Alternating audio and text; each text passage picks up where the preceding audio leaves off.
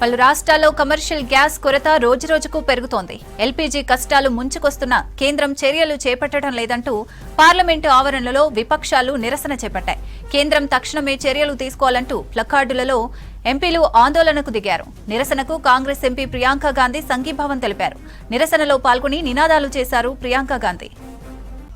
పలు రాష్ట్రాల్లో commercial gas కొరత రోజురోజుకు పెరుగుతోంది. ఎల్పీజీ కష్టాలు ముంచుకొస్తున్న కేంద్రం చర్యలు చేపట్టడం లేదంటూ పార్లమెంటు ఆవరణలో విపక్షాలు నిరసన చేపట్టాయి. కేంద్రం తక్షణమే చర్యలు తీసుకోవాలంటూ ప్లకార్డులతో ఎంపీలు ఆందోళనకు దిగారు.